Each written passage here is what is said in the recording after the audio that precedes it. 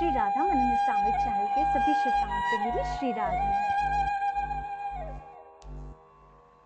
तो बंधुओं, आज की चर्चा का विषय है सच्चे संतों की पहचान कैसे हो। जैसे जैसे कलयुग बढ़ता जा रहा है, वैसे वैसे साधारण मनुष्यों को भी उनके स्वभाव को भी पहचानना मुश्किल होता जा रहा है। तो ऐसे में सच्चे संत, सच्चे भगवान के प्रेमी संत कौन हैं, इन्हें पहचानना तो और भी मुश्किल हो गया है। और जब से सोशल मीडिया आया है, तब से तो ये काम और ज़्यादा उलझ गया है। क्योंकि जब सोशल मीडिया नहीं था तो हम पर्सनली जाके मिला करते थे। व्यक्तिगत तौर पर जब मिलन होता था तो पता चलता था कि सामने वाले का स्वभाव कैसा है। कोई कम्युनिकेशन गैप नहीं रहता था, इसीलिए मिसअंडरस्टैंडिंग्स भी नहीं होती थी। और अगर मिसअंडरस्टैंडिंग हो भी जाती थी तो उसी समय हम बात करके उनसे क्लियर कर लिया करते थे। लेकिन आज जब सोशल मीडिया है तो हम दूर से ही सोशल मीडिया पर ही उन्हें देखकर, उन्हें सुनकर उनके प्रति एक भावना बना लेते हैं। एक कम्युनिकेशन गैप हो जाता है, जिसकी वजह से कुछ मिसअंडरस्टैंडिंग्स हो जाती हैं जो क्लियर ही नहीं हो पाती हैं। हम उन्हें बस वैसा ही देख सुन रहे हैं जैसा वो दिख रहे हैं, लेकिन असल में उनका स्वभाव क्या है, वो क्या है असल में, ये हम जान ही नहीं पाते हैं। और इससे बहुत ज़्यादा भ्रम भी उपजित हो जाते हैं। ऐसे में सोशल मीडिया पर अनगिनत सत्संग और संतों से परिचित कराया जाता है। सभी सत्संग बहुत अच्छे लगते हैं। सभी संतों की वाणी भी बहुत अच्छी लगती है, क्योंकि सभी हमारे ग्रंथों, हमारे शास्त्रों में से पढ़कर ही हमें समझा रहे होते हैं। लेकिन क्योंकि हम सोशल मीडिया पर ही उन्हें देख रहे हैं, उनसे व्यक्तिगत तौर पर मिल नहीं रहे हैं, तो इसीलिए हम सिर्फ उतना ही जान पाते हैं जितना वो सोशल मीडिया पर दिख रहे हैं या वो जो भी सोशल मीडिया पर बोल रहे हैं। लेकिन जो वो कह रहे हैं, जो वो बोल रहे हैं, वो कितना उनकी अपनी जिंदगी में चरितार्थ है, ये हम समझ नहीं पाते हैं। कई बार हम अपने से ही सुनकर, देखकर प्रश्न खड़े कर लेते हैं और फिर सुनकर, देखकर ही अपने लिए उत्तर भी ढूंढ लेते हैं। तो किसी भी संत को यदि आप अच्छे से जानना चाहते हैं, उसके स्वभाव को पहचानना चाहते हैं, तो ज़रूरी है कि आप उनसे व्यक्तिगत तौर पर मिलें, थोड़ा उनका सानिध्य प्राप्त करें और फिर समझें कि उनकी प्रवचनों का क्या अर्थ है, क्या मायने हैं। क्योंकि जो संसार में लिप्त है, स्वयं ही लिप्त है, वो दूसरों को क्या मुक्त करा पाएगा। जहाँ तक सच्चे संतों का सवाल है, तो सच्चे प्रेमी संत बहुत ही मुश्किल से पहचाने जाते हैं। ये अपने प्रेम को, भगवान के प्रति अपने प्रेम को बहुत छुपा कर रखते हैं। ऐसा भी हो सकता है कि बहुत ही संसारी दिखने वाला मनुष्य जो है वो अंदर से बहुत बड़ा संत हो।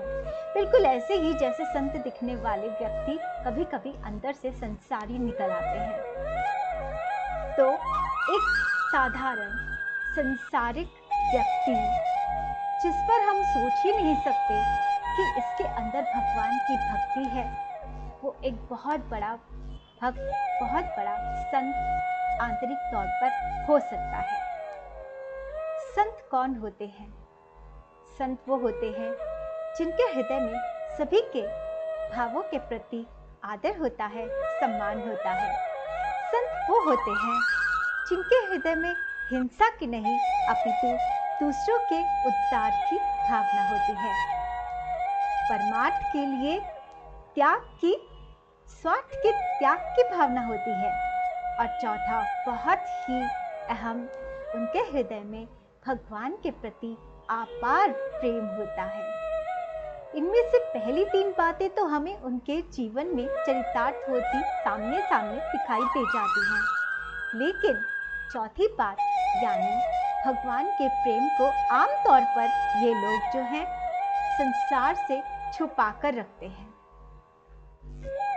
तो कोई ऐसी ट्रिक हो जिससे हम जान सकें कि सामने वाला सांसारिक है या फिर प्रेमी संत है, जिससे हमें उनकी आंतरिक दशा पता चल जाए। कितना अच्छा हो अगर हमें ऐसी कोई ट्रिक मिल जाए। तो इसी संदर्भ में मेरे पास 2 छोटे छोटे से प्रसंग हैं जिन्हें मैं आपके साथ शेयर करना चाहती हूँ।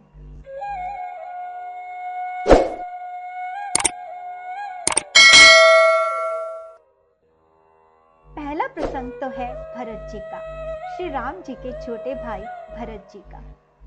जब श्री राम जी वन को चले गए तो भरत जी अपने पूरे लश्कर के साथ, अपने पूरे परिवार के साथ, पूरे समाज के साथ, राज्य के सभी नागरिकों के साथ उन्हें मनाने के लिए गए। और सबसे पहले वो मिले निषादराज भील से। जब भील ने उन्हें पूरे लश्कर के साथ देखा तो उन्हें बहुत चिंता हो गई, क्योंकि वो पहले ही श्री राम जी के मित्र थे। तो ये सब देख के उन्हें चिंता हो गई कि कहीं ये पूरा लश्कर लेकर भरत जी जो हैं वो श्री राम से लड़ने तो नहीं जा रहे, कहीं ये कोई नाटक तो नहीं कर रहे। बस यही शंका उनके हृदय में आ गई, जिसके निवारण के लिए उन्होंने एक उपाय सोचा। उन्होंने भरत जी की रियल अंतर्दशा, मनोदशा, आंतरिक दशा, आंतरिक वृत्ति को पहचानने के लिए क्या किया कि जब वो भोजन करने के लिए गए तो वहां उन्होंने देखा 2 टेबल्स लगी हैं। एक टेबल पर तो मांसाहारी भोजन है और दूसरे टेबल पर शुद्ध शाकाहारी भोजन है। तो भरत जी जो थे उन्होंने मांसाहार की तरफ देखा भी नहीं और शुद्ध शाकाहारी भोजन की ओर बढ़ गए। इसे देखकर निषाद राज ने समझ लिया कि भरत जी की मनोदशा तामसिक नहीं है, यानी वो लड़ने नहीं जा रहे हैं। देखिए कितनी छोटी सी ट्रिक से निषाद राज ने अपने हृदय का इतना बड़ा भ्रम जो है वो सॉल्व कर लिया। तो बस सच्चे संतों को जानने का भी यही एक तरीका है।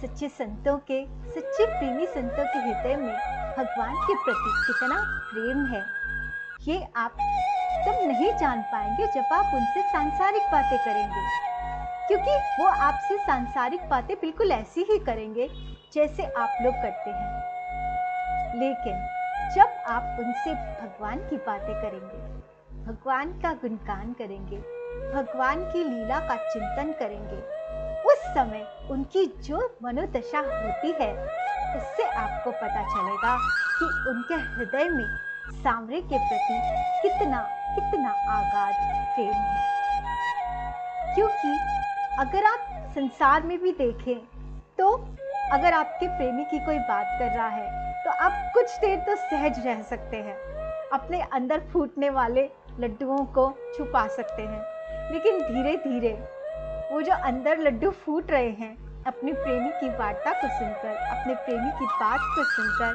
वो धीरे धीरे आपके चेहरे पे आ ही जाते हैं। बस इसी तरह से जो भगवान के प्रेमी हैं वो भगवान की वार्ता को सुनकर कुछ देर तो सहज रह जाते हैं, लेकिन फिर ज़्यादा देर तक अपनी मनोदशा को छुपा नहीं सकते। भगवत प्रेम का चश्मा उनके रोम रोम में फूट पड़ता है। अपने भगवान की वार्ता को सुनते सुनते वो द्रवित हो जाते हैं, रो पड़ते हैं, रोमांचित हो जाते हैं, उत्तेजित हो जाते हैं, आह्लादित होकर नाचने लगते हैं, कभी रोने लगते हैं। इसी विषय को सिद्ध करता हुआ, चरितार्थ करता हुआ महाप्रभु जी के समय में एक सांसारिक से दिखने वाले प्रेमी संत श्री पुंडलीक विद्यानिधि जी का चरित्र आता है। आइए इसे श्रवण करते हैं।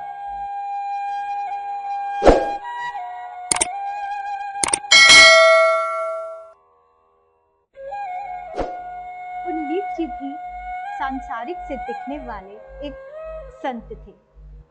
उनके आचार, उनके व्यवहार को देखकर कोई नहीं कह सकता था कि आंतरिक तौर पर भगवान के प्रेम से छके हुए हैं।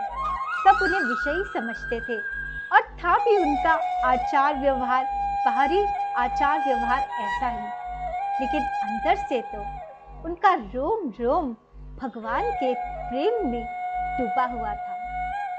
और ऐसे संत को महाप्रभु जी कैसे नहीं पहचानते, कैसे नहीं याद करते। एक दिन भावावेश में आकर महाप्रभु जी जोर जोर से चिल्लाने लगे, पुंडलीक, पुंडलीक तुम कहाँ हो? कब हमसे मिलने आओगे? हे पुंडलीक विद्यानिधि, कब आओगे? पहले तो सब लोगों ने आसपास जब ये सुना तो सोचा कि शायद महाप्रभु जी भगवान का चिंतन कर रहे हैं, लेकिन जब उन्होंने विद्यानिधि संबोधन सुना तब उन्हें लगने लगा कि नहीं, भगवान का चिंतन नहीं, ये तो किसी संत का, किसी भक्त का ही चिंतन कर रहे हैं। जब महाप्रभु जी भावावेश से सहज हुए तब सब लोगों के पूछने पर उन्होंने बताया कि पुंडलीक विद्यानिधि मेरा एक बहुत ही बड़ा प्रेमी भक्त है और वो जल्दी ही नवद्वीप आने वाला है और मुझे उसके दर्शनों की आतुरता है। और इधर विद्यानिधि जी भी अपने स्वभाव के अनुसार चुपचाप नवद्वीप में आ भी गए और किसी को पता भी नहीं चला कि ये कोई संत है। उनका रहन सहन, खान पीन सब कुछ एकदम सांसारिक लोगों जैसा था, इसीलिए कोई भी उन्हें पहचान ही नहीं पाया कि ये एक भगवान के, महाप्रभु के प्रेमी भक्त संत हैं। लेकिन मुकुंद दत्त, जो कि महाप्रभु जी के एक अनुयायी थे, उनसे इनका परिचय था। जब पुंडलीक जी नवद्वीप आ गए और मुकुंद दत्त जी को पता चला तो उन्होंने सोचा कि यही तो कहीं वो संत नहीं जिन्हें महाप्रभु याद कर रहे थे। यही जानने के लिए वो अपने एक और साथी गदाधर जी के साथ पुंडलीक जी से मिलने के लिए गए। लेकिन जब गदाधर जी ने पुंडलीक जी को देखा तो उन्हें संदेह होने लगा। उनके रहन सहन, खान पीन को देखकर और आचार व्यवहार को देखकर उन्हें ऐसा ही लगा कि ये कोई साधारण सांसारिक बंदा ही है। उन्हें संदेह होने लगा कि इतने विषय भोग में रहने वाला बंदा एक भगवत भक्त कैसे हो सकता है। पुंडलीक जी के बारे में गदाधर जी के विचारों को मुकुंद दत्त जी ने पहचान लिया और उन्होंने निश्चय किया कि अब गदाधर जी को मुकुंद दत्त जी ने निश्चय किया कि गदाधर जी को पुंडलीक जी की आंतरिक दशा का परिचय करा ही देना चाहिए। तो कुछ देर तक तो इधर उधर की सांसारिक बातें करने के बाद धीरे धीरे मुकुंद दत्त जी भगवत चर्चा पर आ गए और भगवत चर्चा करते करते उन्होंने श्रीमद् भागवत जी के कुछ श्लोकों का गायन करना शुरू कर दिया। और जैसे ही मुकुंद दत्त जी ने श्रीमद् भागवत जी के श्लोकों का गायन करना शुरू किया, बस यही समय था जब पुंडलीक जी के हृदय भगवान के प्रेम में, भगवान की याद में, भगवान के चिंतन से द्रवित हो गया और वो सुनते सुनते इतने रोमांचित हुए, इतने उत्साहित हुए, इतने आह्लादित हुए कि वो अर्धमूर्छा में पहुंच गए। पुंडलीक जी के शरीर में सभी सात्विक विकार प्रकट होने लगे।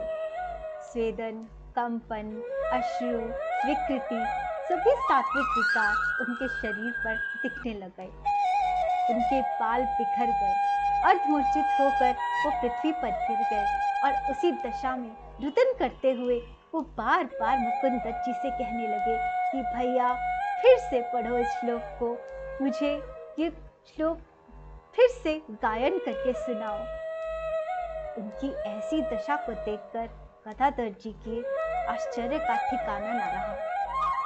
पुंडलीक जी के साथियों ने मुकुंद दत्त जी से आगे और ज्यादा श्लोक पढ़ने से मना कर दिया ताकि पुंडलीक जी जल्दी ही सहज हो सकें। और इधर गदाधर जी पुंडलीक जी की इस अवस्था को देखकर भौचक्के के रह गए थे।